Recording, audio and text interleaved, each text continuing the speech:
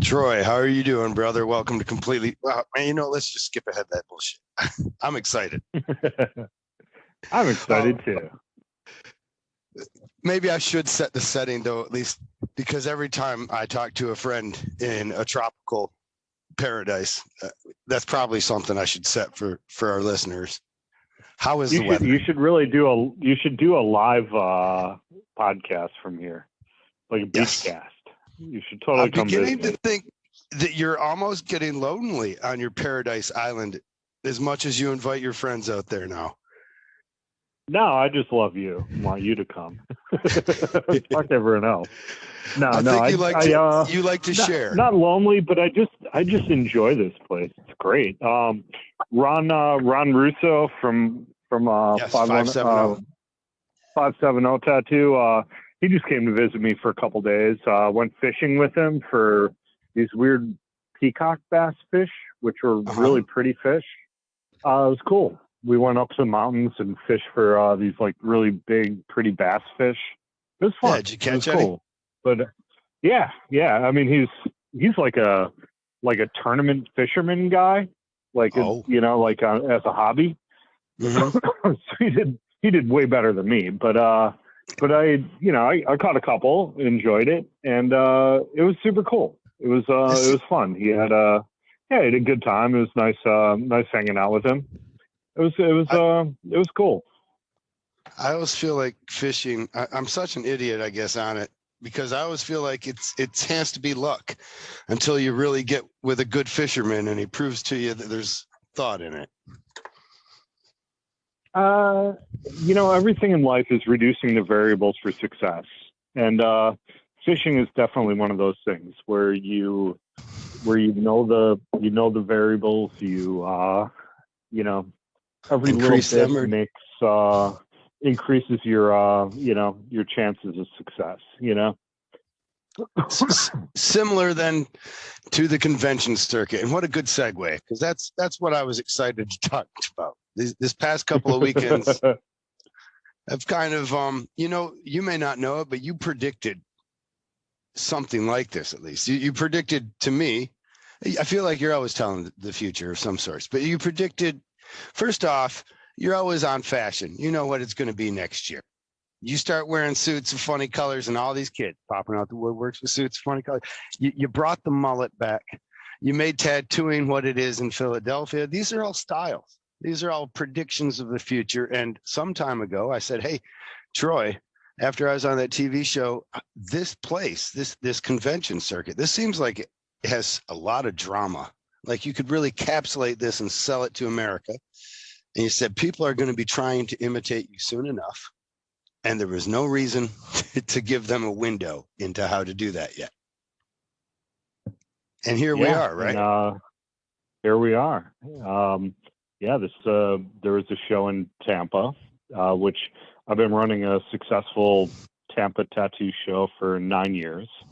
And it's a really good show. And I built, a really nice little show in Tampa. Not even really little. It's up to like 300 booths. It's actually a pretty big show. And people fly in. It's great. It's great for the local environment. It's a great city. It's super cool. And when I came there year one, I kind of took over a show that was failing. That was just, he wasn't advertising. The show was like, it was just a mess. And he wasn't a bad guy, but he wasn't a tattooer. He didn't really know how to run a show, and over his head. It just over his head. And I was like, you know what, I'm going to do a good show in Tampa, and I did. And then this year, some fucking guy that doesn't even tattoo decided he was just going to throw a tattoo convention in Tampa. And I was like, yeah, I run a show here, right? And you talked to him? Well, no, I didn't even know who the fuck that asshole was. But at the last show that I did in Tampa, in 21, guy comes up, hey, can I get a picture with you? And I'm like, sure. Like people ask me that all day, Yeah. Can I get a picture with you? And I'm like, yeah, cool. I'm not an asshole, yeah, get a picture with me. And then he was like, hey, I'm the guy that runs the Ink of the Bay show. And then I walked over and asked the person to delete the photo that he had just taken with me. And I was like, fuck you, man. Get the fuck out of my show. You were already familiar with him? Well, familiar because he decided that he was going to run a show in the same facility that I run a show. And I was like, that's confusing for the public. People are going to think that your show is my show. It's in the same place. It's in the same thing. And you're running a shitty show. You're not a tattooer. You don't know what the fuck you're doing. And, I want no parts of you, being like at a venue that I'm running a show in, Do you think he did it in the place where that you do the show as just for that confusion at all? I mean, it would make sense of some dirty business. I think it was practice. Just marketable. Honestly, I think it was just marketable for him that he thought, well, maybe I'll just, run a show here. Like he runs a show here and it's successful. I'll just run a show here. And, the momentum, the digital advertising, the wave of me running 25 years of tattoo conventions is a whole lot different from somebody just deciding that they're going to jump in my pond and try to fish my fish, Mm-hmm.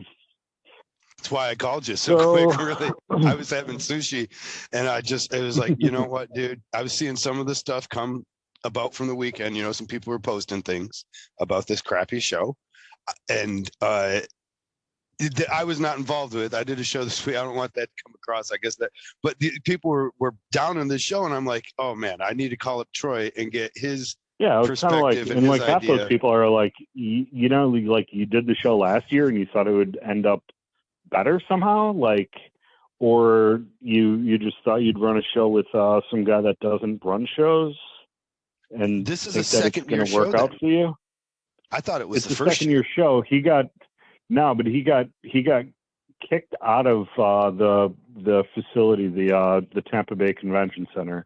They kicked him out for this weekend. No, they kicked him out last year when he ran like a 30 booth, 40 booth show in the same convention center that I do.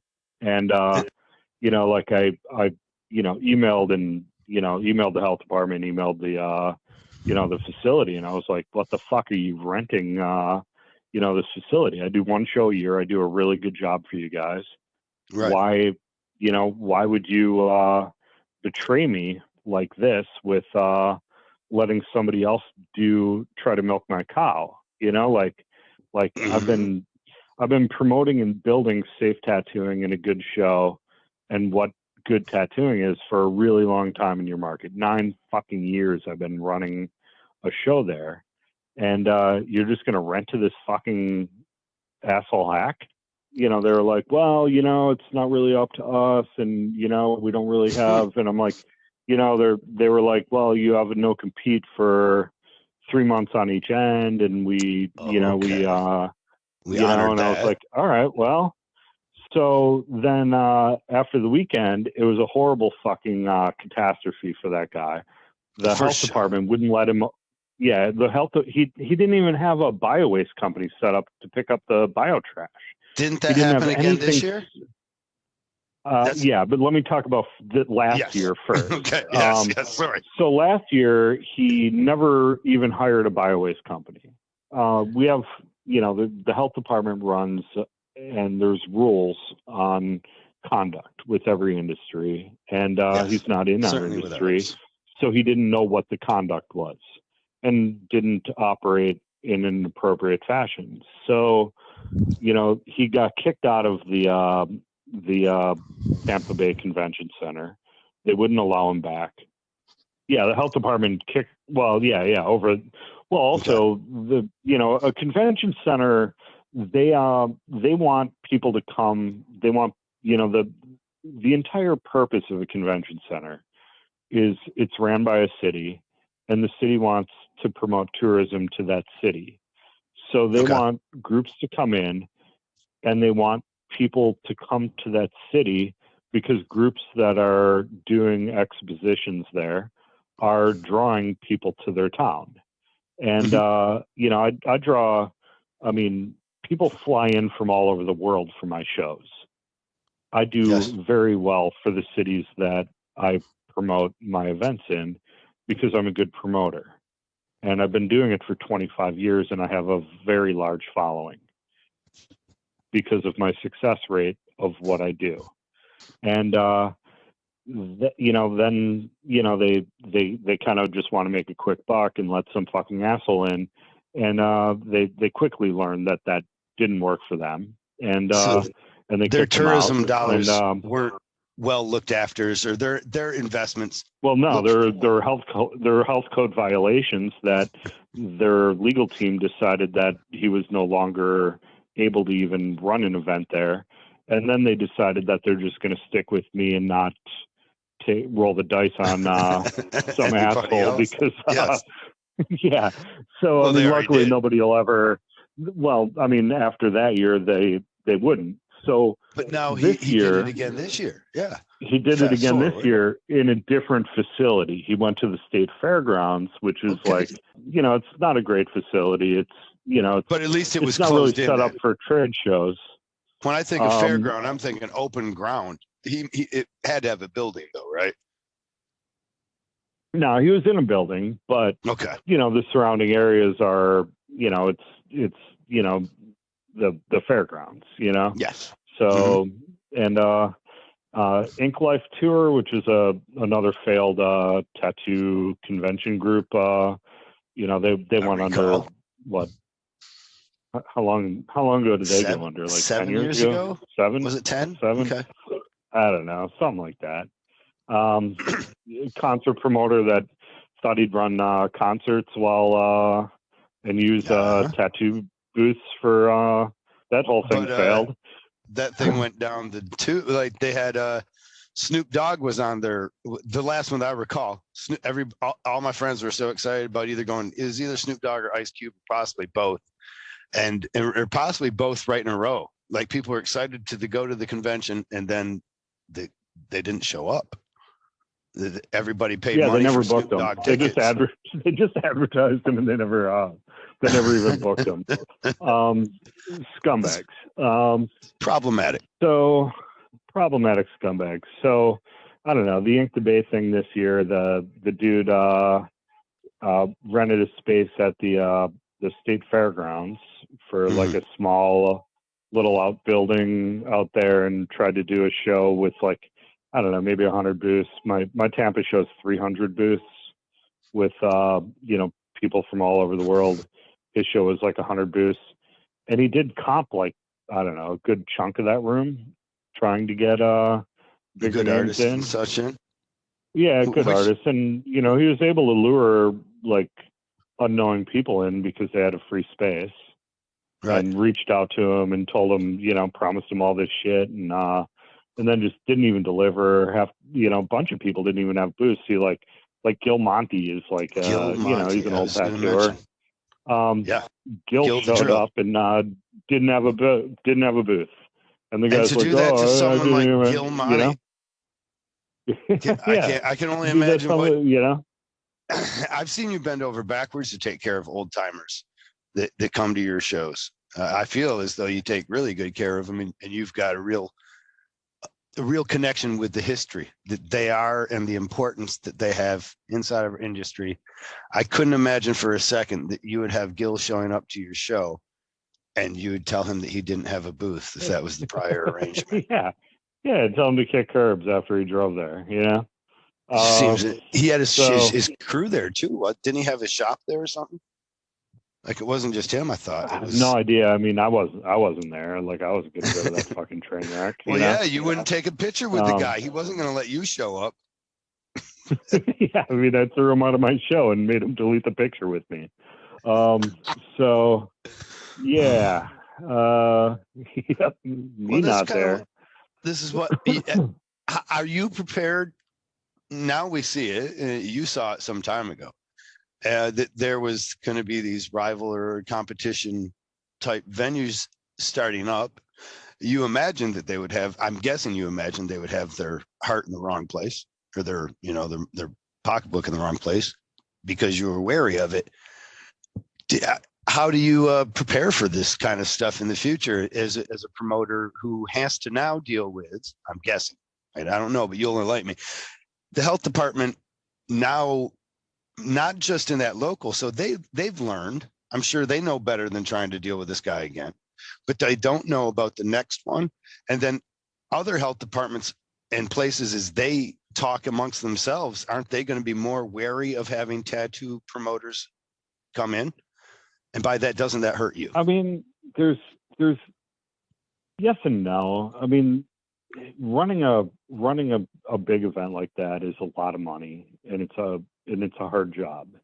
And unless you're really networked in, unless you're really a tattooer, unless you're really it, there's not a lot of money in it. There's not a lot of it's a lot of hard work, and you have to be very organized to be able to do it. And I haven't really seen anyone really succeed outside of that. And I mean, if you look at tattoo conventions and how many people are running them, how many people are still running them, how many people became successful in making them really good. I mean, it's few. Right.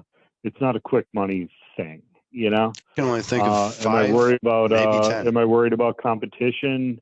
Not so much, because most of the artists that are running shows, we're respectful. We know each other. We don't step on each other's cities. I mean, there's a ton of cities that I could go into and dominate, and I don't, because I'm friends with the people that The are promoters running there. those cities. I'm friends with and I respect the events that they've been doing. Mhm. So, and they respect me as well, and even though I'm the alpha in the industry, it's still one of respect for me, and I lead by that example as well. That I'm not going into people's cities unless they really just fail to show miserably. Right. Um, that that the shows basically just ran into the ground, and I'm gonna I'm gonna do a show here because they're really, there isn't one that's worth the value of the city. And Yeah. nobody could ever say that about me. Like, if I fail and I leave a city, it's because there's no market, or there's a problem with the facility that it can't be made profitable. Like, Okay. Yeah. like I left Rhode Island because the architecture of the facility is just fucked. Okay. Um, I and remember that with I think it was Cincinnati. The first year we did it, you did it. First year, and man, it was a great show for all the artists. I don't think there was a single artist. I remember looking around and not a lot of people in the aisles. Everybody was in a chair. Every artist there was working, and that was yeah, remarkable because so many people liked it. I commended you on it. I was like, hey, great show. Not a lot of people in the aisles, but man, all the chairs were filled, and that matters. You appreciated that, but then I saw it in your eyes. I was like, oh yeah, the door matters to Troy though. This is, and and we talked about that, right? Because even though all of us made money, you were kind of like, I don't know how Cincinnati's going to work out. You said you needed to adjust a few things about the advertisement. And I was curious, how's it going to go? Do we go back 1, 2 years, 3 years, or does it not develop? I was wondering, and we're going back this year. We've been back every year since. It's turning into a yeah. success now. I think I'm on year 4 there, but I moved it from that first year that you're talking about. I was on the Covington side, and Okay. it's a smaller convention center, and a lot of people from Cincinnati don't really like crossing the bridge into Kentucky. Okay. Like, why go to why go to Kentucky when the city's When you're in in the Ohio, city. you know? Right. Uh, Yes. and Kentucky doesn't seem to have a problem going moving to across the Cincinnati. bridge, I was able to kind of make that leap after doing one small show there, to make the Okay. leap into the convention center. And running going into a convention center, it's a make or break. Like, you have to draw. You have to, do you know what I mean? Yeah. It's When you're dealing with that high dollars, to be a failure, you don't have so much chances to do it. One time could wipe out the average person. You have to kind of, I guess, go in there with almost a store chest, planning on making a loss somewhat the first year to build it into a success. Yeah. I mean, I think it's tough. I mean, running a show is tough, kind of similar to what we do as artists, where the first year, and I don't know if everybody knows this too, but I think it's generally accepted for a lot of us artists. The first time we go to a tattoo convention, we might only do a few tattoos, but the plan is that next year we're calling those people up. We're advertising through those people, and we're hopefully getting twice as many tattoos the next year and building it. Same as you, I guess. Yeah. I mean, keep track of the people you tattooed in each city, and text them the next year, Facebook them the next year, friend them, like build you have to build a clientele. You have to build an audience. And even though I create an environment that has a steady walk-in traffic for people, if you want to succeed in, going to shows and traveling and going to shows is magical. And you should do it. It's great. But why should they do it? There's work that's involved with, because you get to see the world. You get to see all these different cities. You get to experience all these different things. You're not just sitting. You're not just waking up, punching a clock, doing your tattoo, going home, watching TV, getting up in the morning, punching the clock, doing your tattoo, watching TV, getting up in the morning. And I mean, goddamn, like, I would just kill myself if I had to do the goddamn same thing over and over and over. It just, like, I'm just not wired that way. Like, it's not acceptable for me to, to do the same you're thing attracted every day. to experiences. Yeah, I mean, just like, I don't know, maybe I need, a constant, new, environment and new, things to stimulate, inspire. Like, yeah, I mean, you grow, you learn, you do. I just can't even imagine doing the same thing over and over and over again.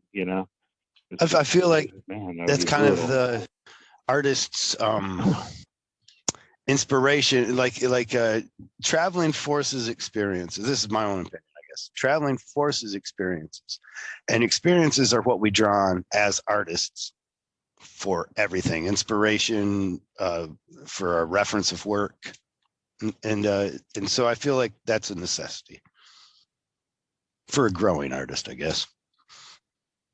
It is, but I mean, in every craft, you need new variables. You need new discovery. You never get better unless you challenge the variables around you. You'll never grow otherwise. If you keep doing the same thing over and over, in 10 years, you will have produced the same product. Right. You need that constant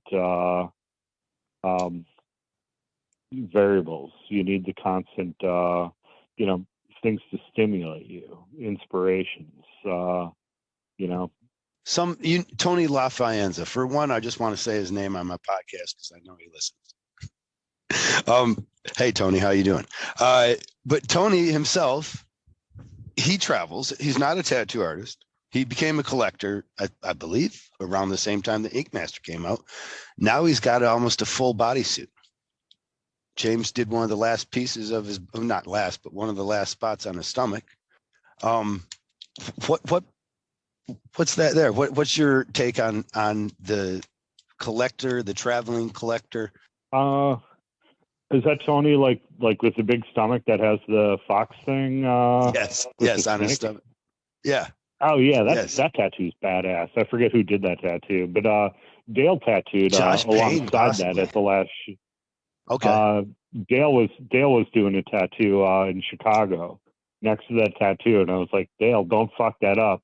That's fucking. I've judged that thing a million times, and it's won a bunch. You know, Dale that Callahan. fucking tattoo's Dale. Yeah, Dale Callahan. The Fox, I Yeah, think, was Josh Payne. the And Fox then was done James. by Josh Payne. Yep. I think James finished the opposite side of it this last weekend in DC, or this weekend. James Nice. James Vaughn. Yeah, it was really beautiful tattoo. Man, I'm jealous. You got to see James Vaughn. I haven't seen that motherfucker pre-COVID. It felt so good, really. I love that guy. He's still having some trouble, winded. You know, it was so good to see him, though. Yeah. It really was. He's planning on trying to make it out some more. You can see that he misses everybody quite a bit. You know, not just from the way things are going, but just the way he was talking about, because he's kind of doing shop life now, and so he's kind of punching that clock, and he ain't used to it. You know. Yeah. I imagine that's like kind of fucking grueling for him. Well, let's get back to so Tony. Yes. So, you know, I really love people like Tony that are able to come to the shows and collect really nice tattoos from all these incredible artists. And you know, like people can, you know, come and collect really, I don't think he had fucking good tattoos. He only had like one or two. Really? Since, yeah, I'm pretty sure he had very, very few, if any, tattoos. Man, I got to be wrong, but it's somehow some resurgence happened after he saw Ink Master or something, started coming to shows. But that bodysuit has been put together, I think, in as little as 5 years for the most part. Wow. And a large part of it at your shows and through meeting people from your shows. You know, and even you know, like going back, like Chris Longo, the mayor of Tattooville. Tattoos. Most of his work was done at shows, and you know, traveling to get you know, different you know, different people's work, and it's cool to, you know, create this, you know, this environment for collectors to be able to come and you know, have tattooers really want to do their best to impress, you know, the rest, you know. Right. And it's a great place for collectors to come and get tattooed, to, you know, to have you know, people try to outdo each other with the work that they're putting out, you know. And that's a big part of it too. If you do a piece on something like that, you're always trying to make sure it fits and it belongs, because you got your, you know, I mean, works Longo, right next to Josh you know, Payne. Chris. Yeah, I mean, Chris Longo, you know, super cool guy. You know, like him, and he just, yeah, I mean, he started coming to all the tattoo conventions and just as a collector, and became, you know, kind of a tattoo icon in his own right of being a collector. I mean, now he's retired and he owns a tattoo shop now. You know, he got so into the culture from getting tattooed and learning and studying so much about it that he ended up, you know, eventually after 20 years, an accepted part, you know. You know, interesting to see, you know, like a lot of these people, you know, collecting work, and you know, and watching them and being a judge. Like, you know, your wife's a judge, you know, with me. I love the Candy Crush. I think I already said that last time, but you know, every like, time we might as well bump the Candy super, Crush. super fucking cool. Yeah, I always got to promote the Candy Crush, but it's super cool to see, you know, these collectors like add work and add pieces to their thing, and like, you know, when I'm judging, I'm like, oh my God, you got inspiration, this thing, you know? Or to be the connection. Well, it's kind of you're also like the glue or the connection, I guess, is because that happened. If it happened with Tony, and we know it's going to happen with someone else, when somebody shows up to the conventions and they kind of fall in love, they find their niche. It's kind of the way I felt the first time I ever went to a convention. It was the first time I felt like everybody was weird enough that I wasn't sticking out, you know. You're like still sticking out. Yeah. No, I'm just kidding. Well, only because I picked up a machine and asked how much for the gun. Guy grabbed it away from me as soon as he would. You can't buy that. And I'm like, yeah. whoa. The gun show's next week. Yeah. That was my first experience. Now people will say gun in front of me. I don't even correct them anymore now. I'm just like, okay. Yeah, me either. I just, I want other people to know that they're trash. Oh, you do correct them or you don't correct them? No, I don't correct them. I'm like, yep. Oh, yeah, go spread that around. They'll figure. Okay, I'll follow. You don't need to broadcast it. Just don't correct them. Yeah, don't correct them. Like they're not with it. Yeah. Who was it? Lyle Tuttle had the sign. Do you remember it? Oh yeah. How did it go? It is a lesser offense to call one's mother a whore than it is to refer to the sacred machine that performs the tattoo as a gun. I think that's right. Yep, super good. I Lyle. love Lyle. Sounded really I've long.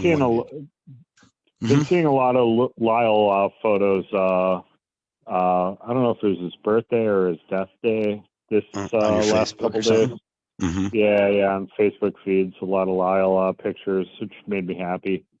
Because I miss that guy. It was amazing. I don't know. Lyle was fun. Miss all the old guys. Yeah. I had I'd say Lyle's been my favorite old timer, but he's also the only one I really had a chance to get kind of close to and sit for hours and hours and listen to his stories. Never really had that. I feel like I already told you, I think before, I always felt like I squandered those kind of moments with Eddie, and by not recognizing that they were available. Because he's a happy old timer. He's happy to tell you a story about the old days. And just I happened to be in the right places with Lyle that I got to share a couple of several hours with him actually, and man, that guy, I don't know. Just something about knowing that you have a touched part of history, or that you've, been in the presence of somebody with that much history to the thing that we love, the industry we love, and somebody who's so, I'd almost call him down to earth, but he's pretty eccentric too, really. Yeah, they're both Eddie and Lyle were both really like friendly, adventurous guys. They're they'd talk to random strangers. They'd interact with rooms of people. Mm-hmm. It's interesting to watch, and people don't like react like that anymore. It's I don't know. It was interesting to watch those guys. Yeah, James is like that. Certainly a charismatic guy. Certainly, you love going to the bar because he eases into moments or something almost.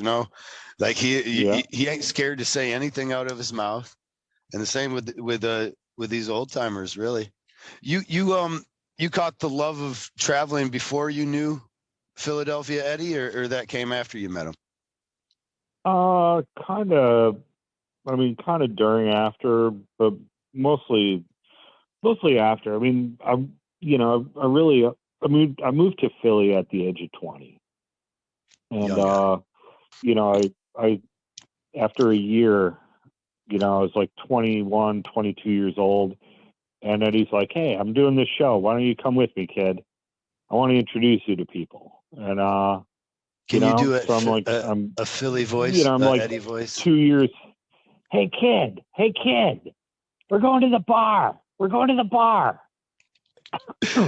on. Thanks, man. That makes me happy. it was fucking great. Like being able to like run around and drink with him all night, and get crazy. And he liked me because I was I grew up in Wisconsin, like that strong alcoholic German blood, and I could handle drinking with him all night.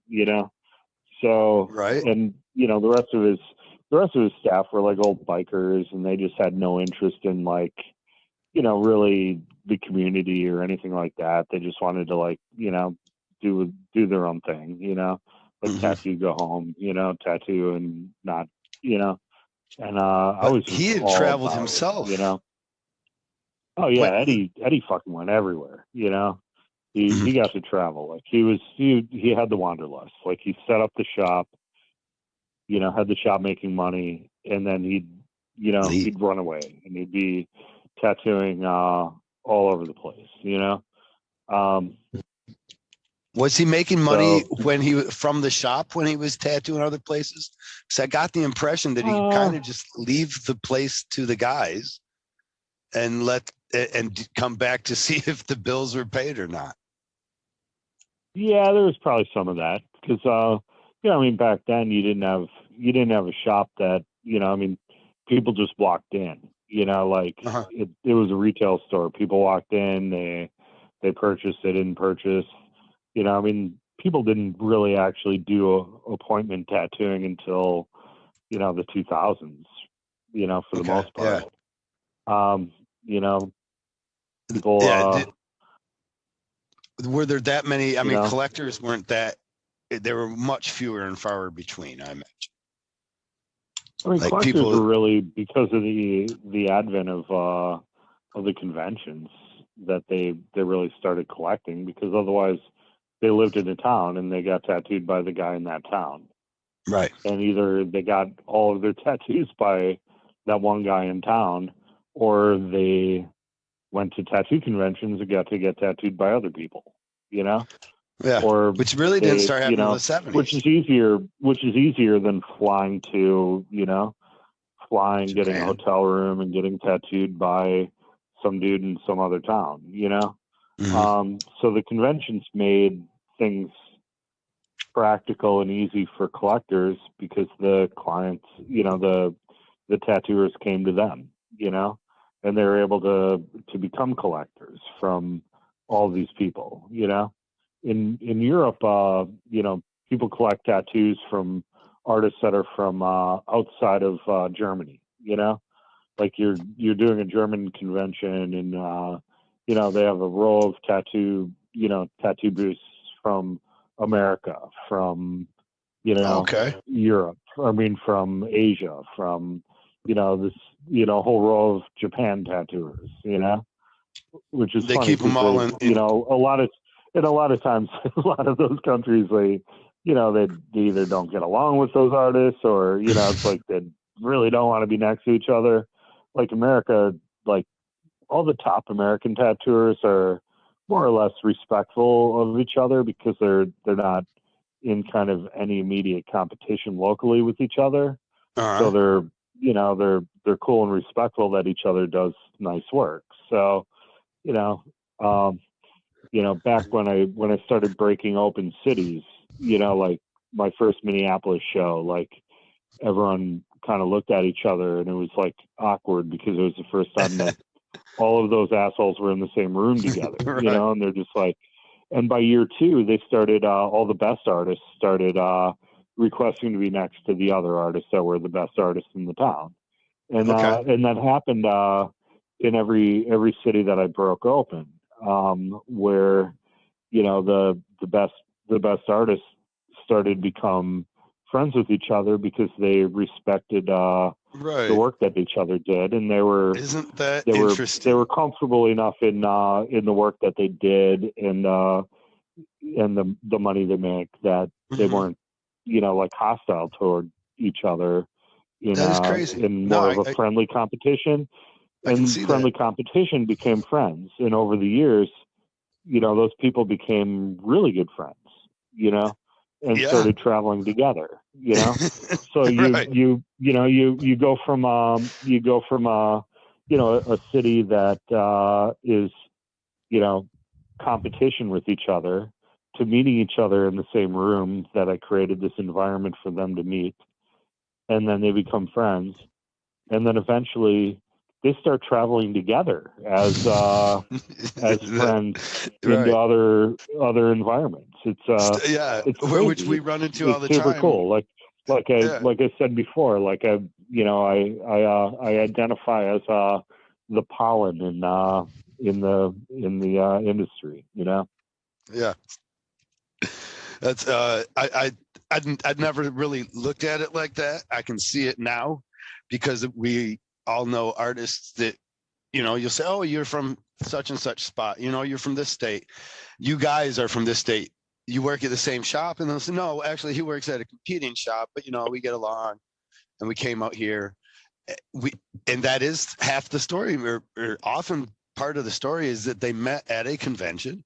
They both wanted to do other conventions. They can split a booth. Now the price is half. They can split a hotel room. Now the price of that's half. So they're saving money.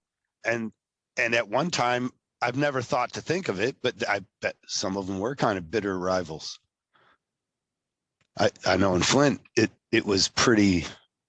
I mean, when I was coming up, that was a lot of it. It was always a lot of small fish, or a lot of big fish in small ponds. I guess everybody thought they were the big fish, and all that animosity brought backbiting.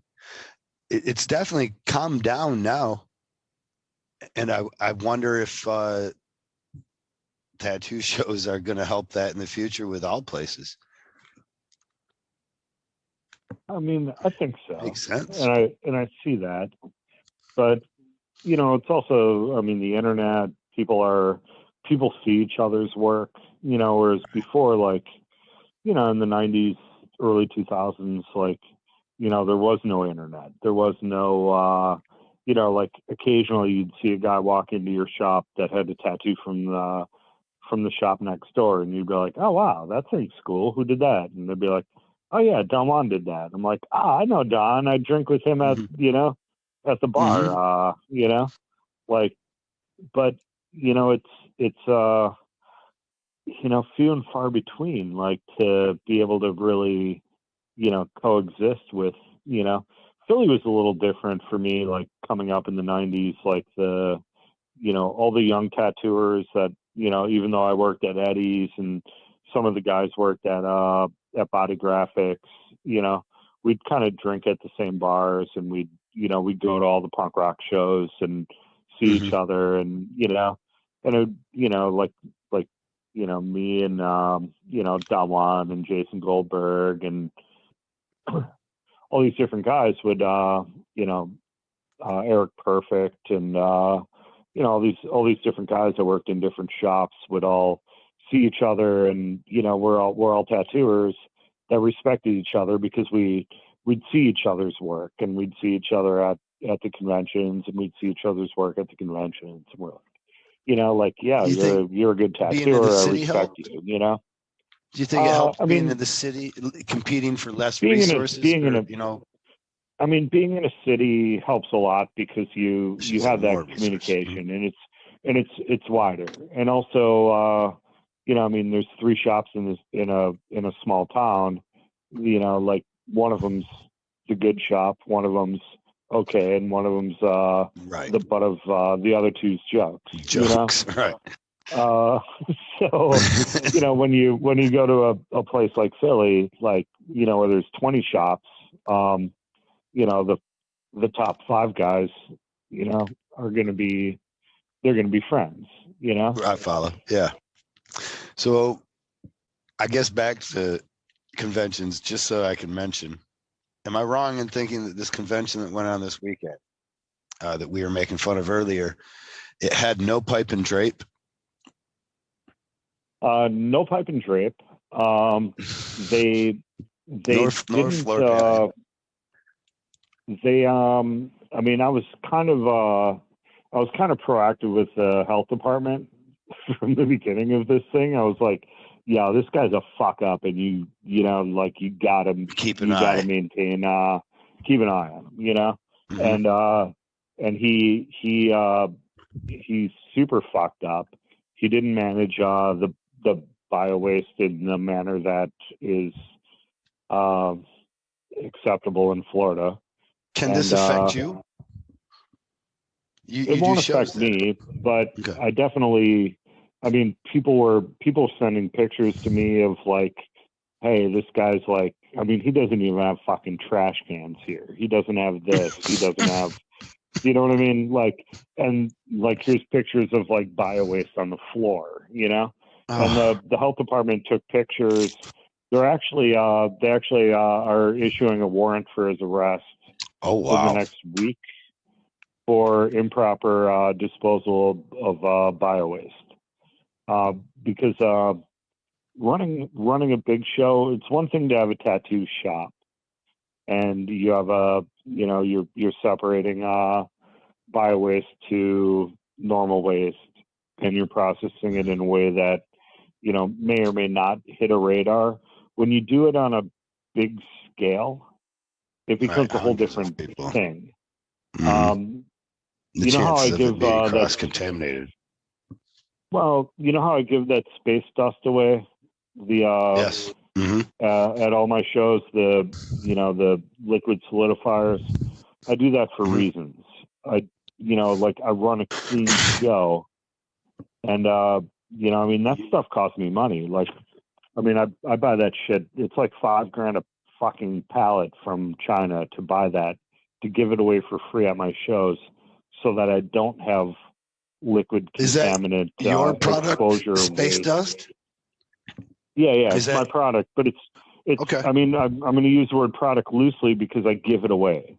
Right. I buy it and give it away for free so that artists use it so that my room is safe. And what it is, so people understand, is if all my liquids, they become all my inks, water, if I use it in the tattoo, becomes contaminated with blood. And so it needs to be thrown away. But if I were to dump it in a sink, somebody could become cross-contaminated. If I just throw it in the garbage, it could leak through. Again, somebody could become cross-contaminated. Yeah, so you the solidifier poured on top. Mm-hmm. Go on. Yep. You put the solidifier on it, and it becomes a gel that locks in the liquid contaminant.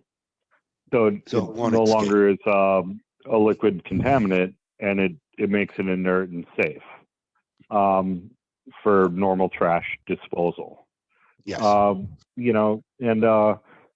guy didn't use that. He didn't use. He didn't even bring trash. Really, I don't think he was even using bio-waste bags, because there was just like trails of fucking rinse cup juice on the floors and everything else, you know, which you'd never see at one of my shows. No. And even if you did, I would maticide it off and clean it, you know, because I'm not going to have a bio-waste. Very last show we did. I came out of the bathroom. It happens most shows, actually. At some point, several of the sinks will start becoming low on soap, because as tattoo artists and as clients, most of us are aware we wash our fucking hands, and so the soap becomes depleted. I came out to you, and I was passing you. I know if I would have told any of the other guys, it would have been taken care of too. But I saw you first, and so I said, "Hey, Troy, the bathrooms are running out of soap." I saw right away. It became your first priority. You ran off to tell whatever. If you follow me, to me, that's important things. Yeah. Obviously, in Chicago. Yes. No. Yeah. Chicago. Yep. Because if I go to a restaurant right after that. Yeah. If I go to a restaurant, there's no soap in the bathroom. I really don't feel comfortable eating there anymore, you know? And to have these things, they're going to be problems when they get taken care of. Obviously, people have their heart in the right position.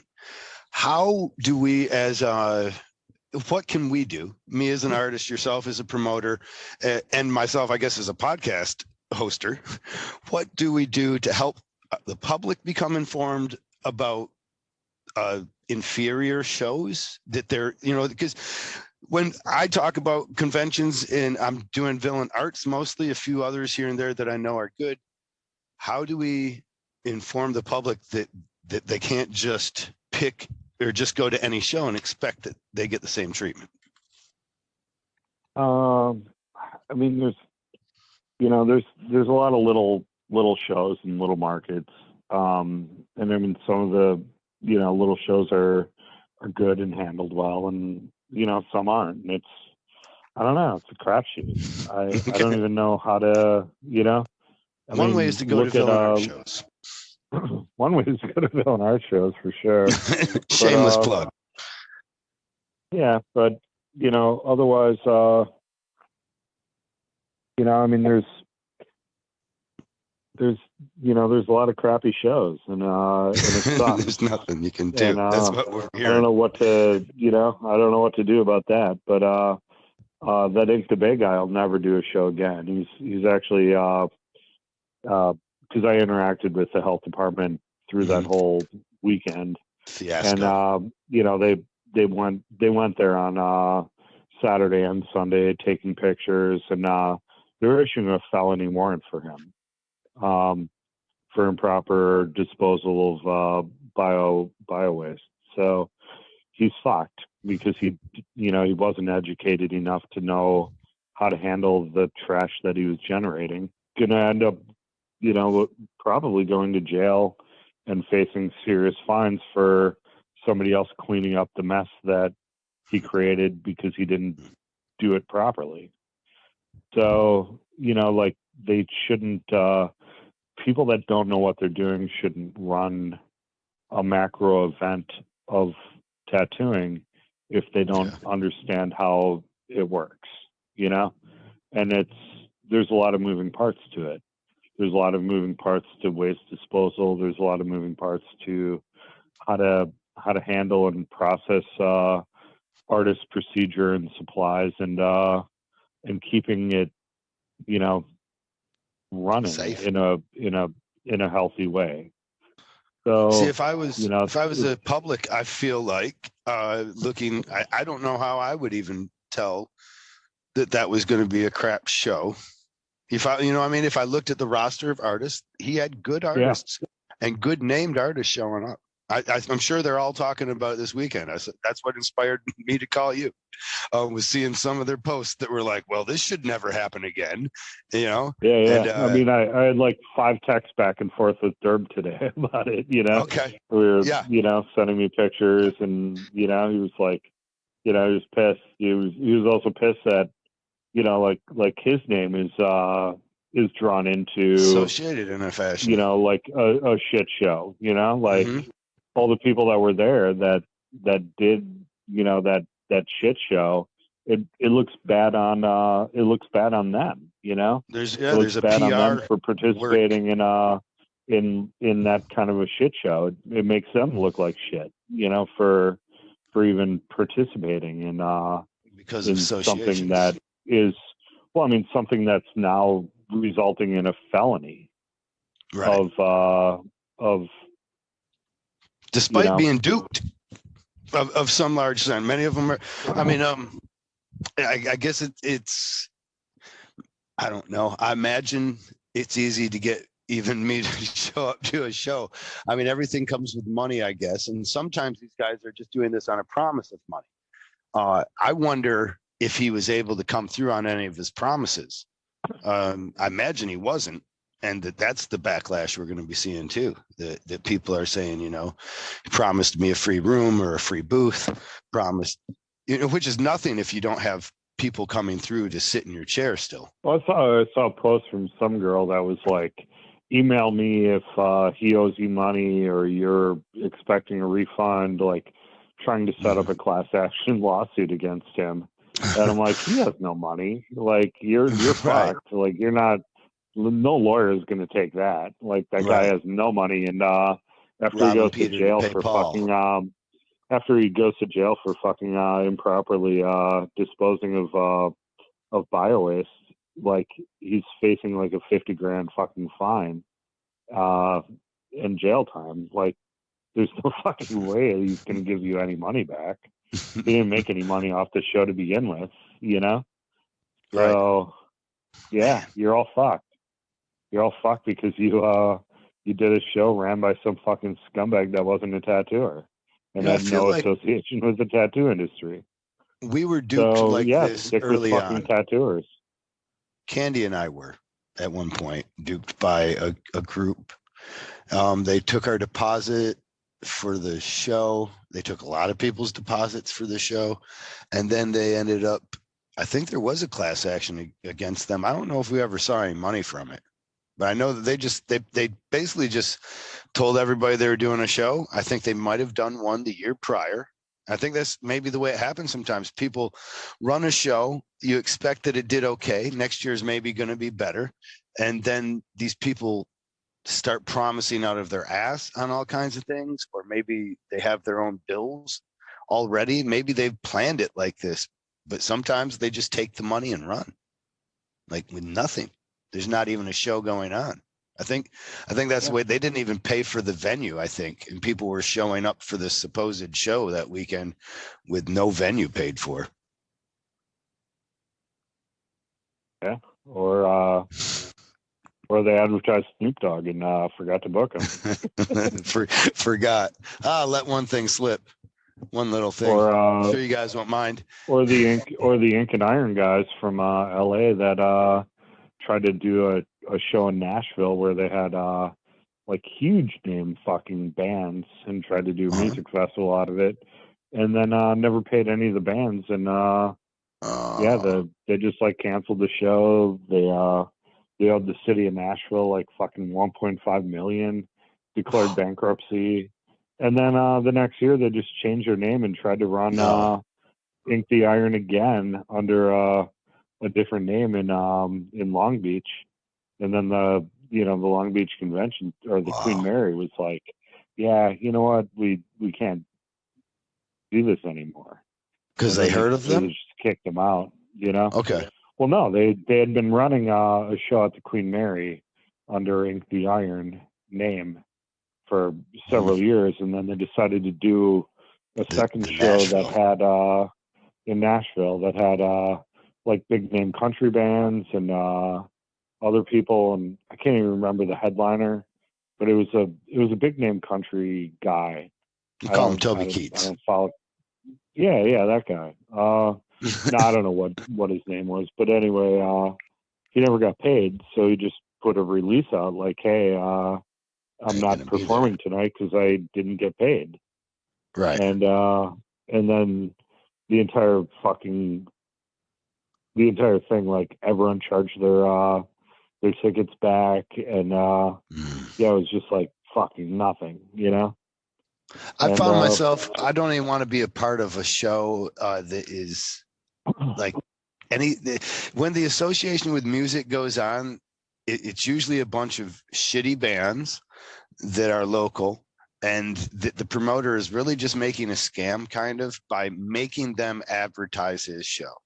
And that can work, but then you have to listen to shitty bands all day, and there's a reason but I mean, they don't get like, paid for being on stage. Villain Arts doesn't do live music at our shows because it's too loud on the floor. I want people to be able to interact with their clients. I want the clients to have a proper experience in getting tattooed. I don't want them, being blown up by music and being in an uncomfortable position while they get tattooed. I want them to be comfortable. I want the artist to be centered, and I want the best work that they can do to come out, because ultimately I'm running a tattoo festival, and the tattooing is a priority for me. I want it to be right, and I want it to be good, and I want people to be able to make money, have a good experience, and do their best work. Are you going to do your best work while you're trying to tattoo in the middle of a fucking giant rock concert? Probably not. Hair's being blown by the bass. Yeah. So yeah, one year you need separation between your booths with pipe and drape. I mean, what the fuck was that? Preferably. One year I went to a show that had it was one of the shows with rock bands and all, and it was a decent band or something. They had a decent headliner, and I always have a technique for sales. Of course, when I'm fishing, I'm just fishing for a sale and for a tattoo. And if there's somebody up and he starts saying he doesn't have enough money and he has any people with him, I'll immediately turn him into a bum and try and get him to ask his friends for money, And so this guy had 8 people and he was having a problem with my price. And so I said, well, hey, man, you got 8 friends here. Every one of them's got at least $10 to loan you on this tattoo. I think we got enough. He said, no way. There's no way, because all of them are too broke. I had to pay for their ticket to watch the concert tonight. And I thought, what a stupid idea to have a show with a concert and take my money from my tattoo and the whole purpose that we're here, and to spread it out, to like water it down. It's like a half and half now. Yeah. I ended up losing out on it. Guy actually probably, he went there. If he had 8 people there and he paid $30 to $40 for each one of them, then I could do some math and tell you it's probably like $240 or something. I don't know. You can do the math for me. I'm sorry, I'm terrible at math. But he paid enough money that he could have got a tattoo if he just went there by himself. But because there was a concert, he wanted his friends to go along, and it's bad all around. He's broke. Now he's broke. Yeah. And now I'm broke. That was actually a show that the promoter, it was the last one I did with the guy. And it's failed now. We talked about it earlier, but he wouldn't say anything to me all weekend. And he took a really high named and a guy I really respect. And that guy didn't even have a booth when he got there. And we ended up, me and my wife, we all crowded. Candy just didn't tattoo that weekend. And we all crowded in the same booth so that he could have a place to tattoo out of. Clint Cummings was there and he had to tattoo out of another friend's booth too, because the same thing. The guy had promised booths to everybody and then didn't have enough on the floor plan for everybody that showed up. Yeah. Yep. I know who you're talking about. Heard that story before, huh? It seems to be a reoccurring refrain of some sort, I think it's going to go on more as your success, and as we promote, myself and other people like us, we promote how much fun these tattoo conventions are and how much we learn from them. Other people are going to try. I think we need to find ways to help this, the public. I think the health department in Tampa is going to prove a painful lesson to people that don't know what they're doing and trying to run a tattoo convention, where that guy's facing a $50,000 fine for improper use of or improper disposal of bio-waste. And, he definitely didn't make fucking anywhere near that to pay his fine, or even probably bail himself out. He might even sit fucking jail. It's a Class B felony that they're charging him with. So, according to the health department, he's going to walk out of this thing with a felony. Right. And I he'll think we're never going to do have another to tattoo convention ever in his life. There will be no Ink the Bay 3 because he's going to go to fucking jail. And he's facing like 50 some grand worth of fines for not being able to manage a room like that. I've been managing rooms like that for 20 some years, and it's not easy, and it takes a lot of work, and it takes a lot of work on my end to make that safe for people.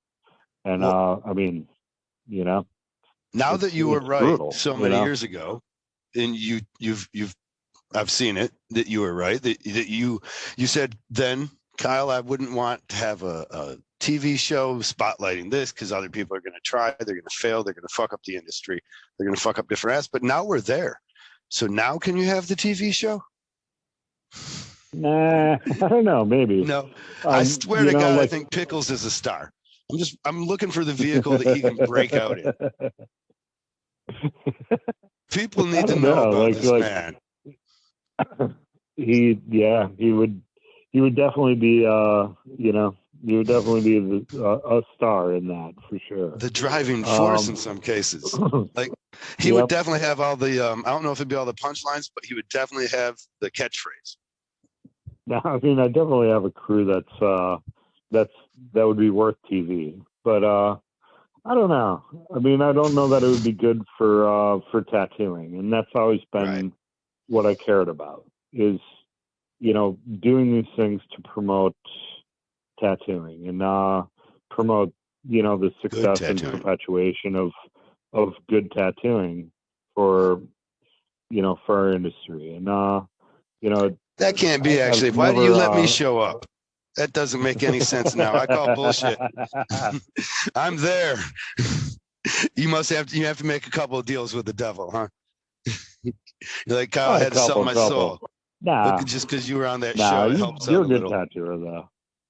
I But can do okay in a pinch. it's I don't know. I thought about it. I turned it down a couple times already, but I mean, stupid pitches of Right. some people that Well, I was one of them. were not better than Ink the Bay, Right. Yeah, but I also don't want to support that kind of tragedy for our industry either.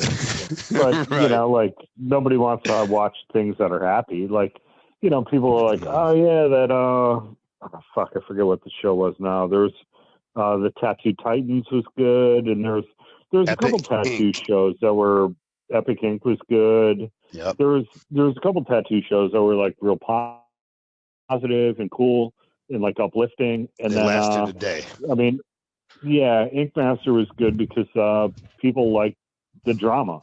They liked the way that people were casted against each other and in creating the drama, Mm-hmm. So I don't know.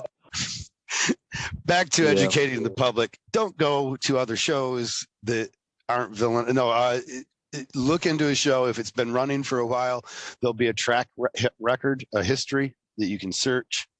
I've got to figure that's probably the best place to start, right? Is look for a track history. Probably the best place to start, yeah. I mean, and there's lots of good shows. There are. I mean, the villain art shows are great. I mean, but there's also a lot of shows that Villain Arts doesn't run that are great. There's lots of good shows out there. And there's lots of good tattooers doing lots of great work at a lot of different places. But like anything, you want a good tattoo, look at people's work, look at the people that are at the shows, look at the way it's promoted, and see if that's something that you want to support. And if it's not, don't support it. Don't go to it. Don't don't give money to these assholes like these fly by night half-ass organizations. So where do you take criticisms for villain arts and comments, and do you what kind of do you do to make sure that you continually improve? email me, tell me what I'm doing, tell me what I can do better, and it's a 25-year work in progress for me. I want to, after 25 years, I want to keep getting better. I want every year to be my best year. I see it. That's why I know when you take comments from people like and I don't know how I even see it. Well, I know because my wife keeps me in tune to it. I'm not usually going through the comment section too much, but she points out to me when you're working on something like that, when you're looking for ways to improve by reading other people's comments and looking for improvements for your own product, which I obviously appreciate. What do we do now? What do we do? Is there anything? I feel like we've probably exhausted a little bit of the tattoo stuff, and I should probably let you go to your paradise. Right. Where do people get a hold of you? And when is the next Villain Arts? Is Baltimore. Baltimore's coming up the second week of May, and just check out Villain Arts for our travel schedule. I'll email everything through Villain Arts website. We keep a really good website, and villainarts.com. Yeah, if you're an artist and you want to do our shows, email us, but you have to include your Instagram and Facebook because we need to see your work to validate you to do our shows. We don't let any asshole in. No, I've seen assholes get kicked out and not be allowed back. You won't see them again. Yep. Lots of them. And we're Lots better of for them. it. Thanks for Yep. all your work, Troy. Thanks for letting me talk to you again. It Thank you. interrupts your paradise. Enjoy what's left of your night. We'll talk to you soon Thank again, you. buddy. All right. Bye. Take care.